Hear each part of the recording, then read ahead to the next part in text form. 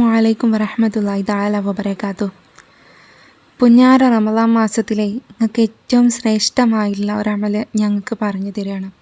കാരണം ഈ ഒരു അമലിൻ്റെ മഹത്വം ഡിവോഴ്സ് വക്കിലെത്തി നിൽക്കുന്ന ആളുകൾ പോലും ഒന്നിച്ചു എന്ന് പറയുകയാണെങ്കിൽ അത്രത്തോളം മഹത്തായിട്ടുള്ള മറ്റെന്ത് കാര്യമാണല്ലേ ഉള്ളത്.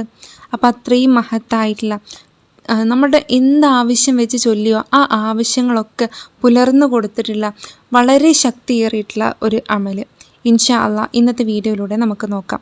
ആദ്യം തന്നെ ഞാൻ ഒരു കാര്യം പറയട്ടെ. അള്ളാഹു സുബ്ഹാനഹു തആല ഇന്നത്തെ ഈ ഒരു ദിവസങ്ങളുടെ നേതാവാണെന്ന്, മാസങ്ങളുടെ നേതാവാണിത്. അപ്പോൾ ഇന്നത്തെ ദിവസവും മാസവും നിങ്ങൾ കണക്കിലെടുത്ത് ഇന്നത്തെ ദിവസം നമുക്ക് കഴിയുന്നത്ര സലാത്തുകൾ നമ്മൾ ചൊല്ലാൻ വേണ്ടിയിട്ട് ശ്രമിക്കുക. മുത്ത് റസൂലിൻ്റെ പേരിൽ സലാം നമ്മൾ ചൊല്ലുക, സലാം പറയുക. അവിടുന്ന് ആ സലാം ഒന്ന് മടക്കിയിട്ടുണ്ടെങ്കിൽ നമുക്കത് മതിയില്ലേ, മറ്റെന്താണ് നമുക്ക് വേണ്ടത്?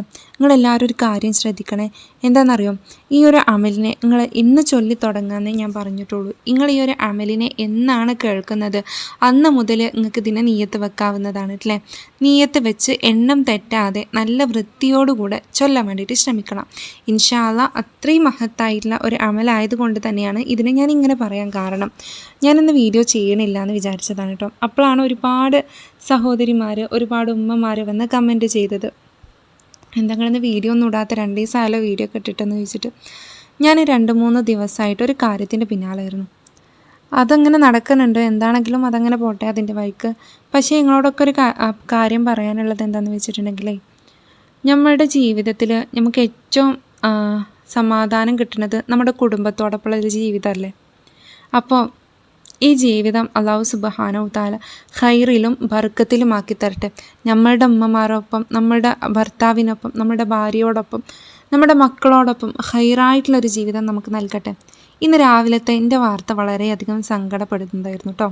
എന്താണെന്നറിയോ നിങ്ങൾക്ക്, ഞാൻ രാവിലെ ഒന്ന് എണീച്ച് വന്ന് കുറച്ച് നേരത്തെ ജോലികളൊക്കെ കഴിഞ്ഞതിന് ശേഷം എൻ്റെ ഉപ്പ വന്നിട്ട് പറയാണ്, നമ്മളുടെ ഇന്ന ആൾ മരണപ്പെട്ടിരിക്കുകയാണ് കേട്ടോ എന്നുള്ളത്.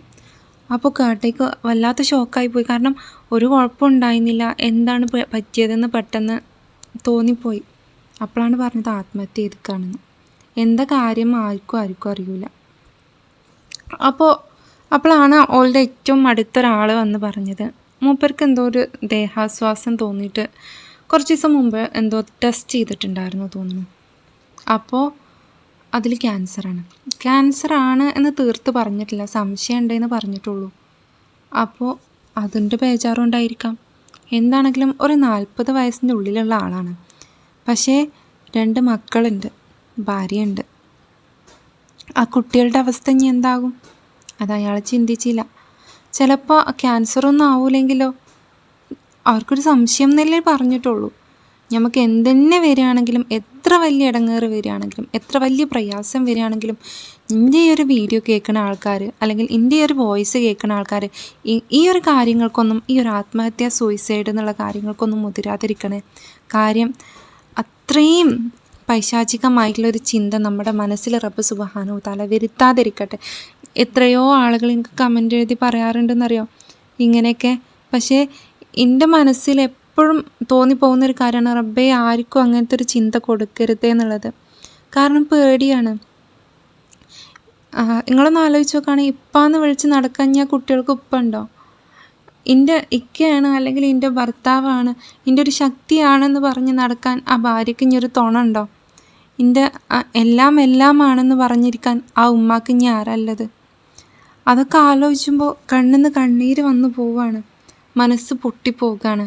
എന്തായാലും ആ ഒരു കുടുംബത്തിന് റബ്ബ് സുബ്ഹാനഹു തആല ക്ഷമിക്കാനുള്ള കഴിവ് കൊടുക്കട്ടെ, ഹൈറായിട്ടുള്ള ഒരു ജീവിതം അവർക്ക് കൊടുക്കട്ടെ. അല്ലാതെ എന്താ പറയുക, നിങ്ങളാരും എത്രയൊക്കെ പ്രയാസം വന്നാലും ഇങ്ങനെയൊന്നും ചെയ്തു പോകാതിരിക്കുക. നമ്മളുടെ മക്കളെ, നമ്മുടെ മാതാപിതാക്കളെ നിങ്ങൾ ഓർക്കല്ലേ. നമ്മൾ എത്ര കഷ്ടപ്പെട്ടിട്ടാണ് എത്ര ഈ ഒരു തടിയും വണ്ണം ആക്കിയെടുത്തത് നിങ്ങൾക്ക് എല്ലാവർക്കും അറിയല്ലേ. അവരൊരു നല്ല ഭക്ഷണം പോലും കഴിക്കാതെ, അവർ നല്ലൊരു രുചിയുള്ള ഭക്ഷണം പോലും കഴിക്കാതെ, ഒന്ന് നേരെ കിടന്നുറങ്ങാതെയാണ് ഓരോ ഉപ്പമാരും നമ്മളെങ്ങനെ വളർത്തിക്കൊണ്ട് നടന്ന് ഈ നിലയിലാക്കണത്. അപ്പോൾ എന്തെങ്കിലും ഒരു പ്രശ്നം വരിക എന്ന് പറയുമ്പോഴത്തേന് ഇങ്ങനെയൊക്കെ കാട്ടുകയാണെങ്കിൽ ആ മാതാപിതാക്കളുടെ അവസ്ഥകളൊന്ന് ആലോചിച്ച് നോക്കുകയാണെങ്കിൽ അപ്പോൾ എന്ത് ഒരു പ്രശ്നമാണെങ്കിലും അതും ഒരു ഈമാനോട് കൂടെ പിടിച്ച് നിൽക്കാനുള്ളൊരു കഴിവ് നിങ്ങൾക്ക് എല്ലാവർക്കും വേണമല്ലേ. അതിൻ്റെ ഒരു സ്വലാത്ത്, നമ്മുടെ സ്വലാത്ത് ഉണ്ടല്ലോ, അത് വല്ലാത്തൊരു പുണ്യമാണെന്ന് ഞാൻ പറയുന്നുള്ളൂ. കാരണം നമ്മുടെ ജീവിതത്തിലുള്ള സകലമാന പ്രശ്നങ്ങൾക്കും ഒരു നെടും തൂണ് തന്നെയാണ് സ്വലാത്ത് എന്ന് പറഞ്ഞിട്ടുള്ളത്. നമ്മൾ ദിക്റുകൾ ചൊല്ലുക, സ്വലാത്തുകൾ ചൊല്ലുക. നമുക്ക് പ്രശ്നങ്ങൾ വരുമ്പോൾ നമ്മൾ പടച്ചോനോട് പറയാം, നിങ്ങളുടെ ജീവിതത്തിൽ എത്രയൊക്കെ വലിയ പ്രശ്നങ്ങൾ ഇട്ട് തന്നുകുണിച്ചെങ്കിലും റബ്ബ് സുബ്ഹാനഹു തആലാക്ക് വയ്ക്കും അതിൽ നിന്ന് നിങ്ങളെ രക്ഷപ്പെടുത്താനും. ഒരു കാര്യങ്ങൾ ചിന്തിക്കാം, അല്ലാഹു സുബ്ഹാനഹു തആല ഒന്നും കാണാതെ നമുക്ക് ഓരോ പരീക്ഷണങ്ങളും നൽകൂല, അത് നിങ്ങൾ മനസ്സിലാക്കുക. പിന്നെ ഇങ്ങനെയൊക്കെ ചെയ്ത് ആത്മഹത്യ ചെയ്ത് പോയെന്ന് പറഞ്ഞല്ലോ, അവർക്ക് ആ ഒരു ലോകത്ത് ചെന്നാൽ സുഖമായിരിക്കോ? നിങ്ങൾ ചിന്തിച്ചിട്ടുണ്ടോ? അപ്പോൾ അങ്ങനെയൊന്നും നമ്മൾ ഒരിക്കൽ പോലും ചിന്തിക്കാതിരിക്കുക. ലക്ഷങ്ങളും കോടികളും കടമുള്ള എത്രയോ സഹോദരിമാർ എനിക്ക് കമൻറ്റ് ചെയ്യാറുണ്ടെന്നറിയോ. ഒരു ഉപ്പ ഈയിടെ മെസ്സേജ് അയച്ചിട്ടുണ്ടായിരുന്നു കേട്ടോ, എത്രയോ ലക്ഷം കടമുണ്ട്, എനിക്കതിൽ നിന്ന് വീടി കിട്ടണം എന്നൊക്കെ പറഞ്ഞിട്ട്. അപ്പോൾ അവരോടൊക്കെ പറയാനുള്ള കാര്യം, നിങ്ങളുടെ കടം വീടാനുള്ള വഴി നിങ്ങളുടെ കണ്ണിൻ്റെ മുമ്പിലുണ്ട്. ആ വഴി നിങ്ങൾക്ക് തുറന്ന് കിട്ടുക തന്നെ ചെയ്യും. നിങ്ങൾ ഒരിക്കലും എന്തൊക്കെ പ്രശ്നം വന്നാലും നിങ്ങളുടെ മനസ്സിനെ തളർത്തി കളയാതെ, എനിക്കിതിനൊരു രക്ഷ ഉണ്ടാകില്ല എന്ന് വിചാരിച്ച് തകർന്നിരിക്കാതെ ഞാൻ ജീവിച്ചാലുള്ളൂ എൻ്റെ മക്കളും അതേപോലെ ഹൈറായിട്ട് ജീവിക്കുക, അവരും സന്തോഷത്തോടു കൂടെ ജീവിക്കുക എന്നുള്ള ആ ഒരു ചിന്തയോടുകൂടെ നിങ്ങൾ ജീവിക്കാൻ വേണ്ടിയിട്ട് ശ്രമിക്കുക. കാര്യങ്ങൾ ഈ ഒരു റമദാൻ മാസത്തിൽ നിങ്ങൾ റബ്ബിനോട് നിങ്ങൾ പറയുക, നിങ്ങൾ പടച്ചോനോട് നിങ്ങൾ പറയുക. കാര്യം ആ ഒരു പടച്ചോൻ കേൾക്കണ അത്ര ആ ഒരു മനസ്സ് തുറന്ന് കേൾക്കൽ മറ്റാരും കേൾക്കൂല. അല്ലാഹു സുബ്ഹാനഹു തആലയോട് ഉള്ളിൻ്റെ ഉള്ളിലുള്ള ഓരോ പ്രശ്നങ്ങളും പറയാൻ വേണ്ടിയിട്ട് ശ്രമിക്കുക. അപ്പോൾ ഈ ഒരു അമലിനെ നിങ്ങൾ നിയ്യത്ത് വെക്കേണ്ടത് എങ്ങനെയാണെന്നറിയോ? നമ്മളുടെ ആവശ്യങ്ങളാണെങ്കിലും ബുദ്ധിമുട്ടുകളാണെങ്കിലും അതിന് നല്ല രീതിയിൽ തന്നെ റബ്ബിനോട് പറയുക. അതിന് ശേഷം അല്ലാഹുമ്മ സ്വല്ലി അലാ റൂഹി മുഹമ്മദിൻ ഫിൽ അർവാഹി വ അലാ ജസദിഹി ഫിൽ അജ്സാദി വ അലാ ഖബരിഹി ഫിൽ ഖുബൂർ.